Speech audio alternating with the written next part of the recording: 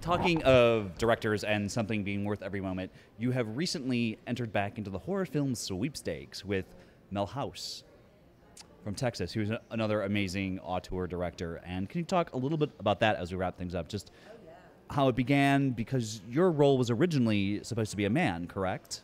Right. It was written, the role I play, and it's an ensemble piece, so there's quite a few of us, doing wonderful things in there.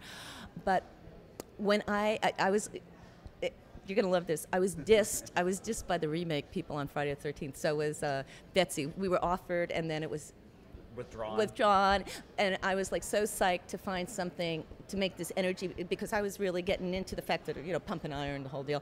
And I'm saying, like, there's got to be a reason. There's got to be a reason that this happened, because I'm jazzed. The fans have been going, come back, come back, come back. And it's like, okay, maybe it wasn't for that. Maybe it was for something else. And actually, I met Ted Gagan in Chicago at that, what was that, a Fango?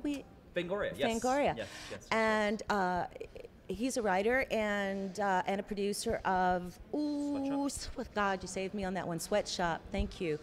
And he was the one who said, Mel House has this script and he's really looking to get it in your hands. Do you mind if I?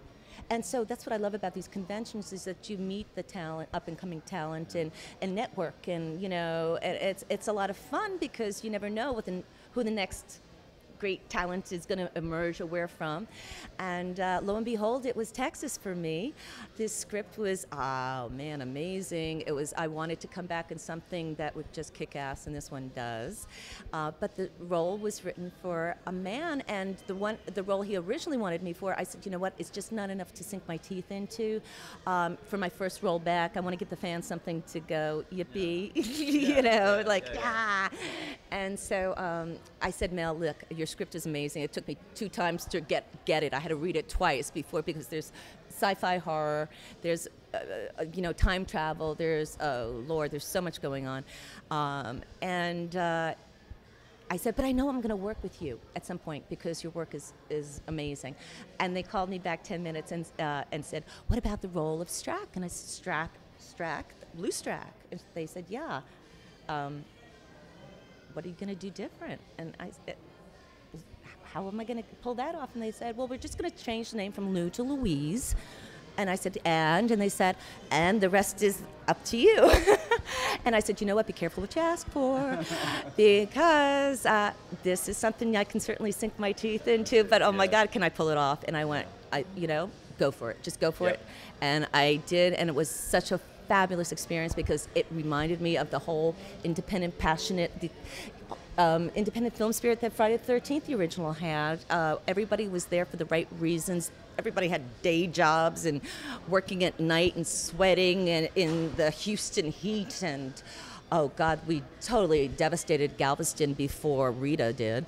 And I think it was Rita. Something to be proud of. Yes. And I'm so proud, because it was the only horror sci-fi film that was chosen to premiere at the Dallas International Film Festival, and we got incredible reviews, and it was received really well, and I think we're going to get some good distribution on it. So watch out for Walking Distance and Mel House, and oh God, it's so good to be back.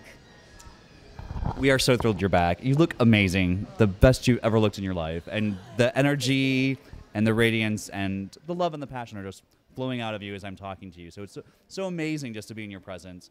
So everyone, this has been the amazing Adrienne King with Brian Kirst from Big Gay Horror Fan for Chateau Gueux. And Adrienne, just before we go, just throw out the websites, the information again, just so they have them for sure. Okie dokies. Right now, there's the way you can get my Crystal Lake wine, which is, just so you know, only $20 a bottle, and it's truly fine wine. So not only do you, here's the salesperson to me, not only do you get a fine bottle of wine, but you get my art, and I sign it for you, and if you want it personalized, I'll do that. You call this 800 number, which I don't have in my brain, but if you go to Facebook fan page for Crystal Lake Wines by Adrienne King, it's all there.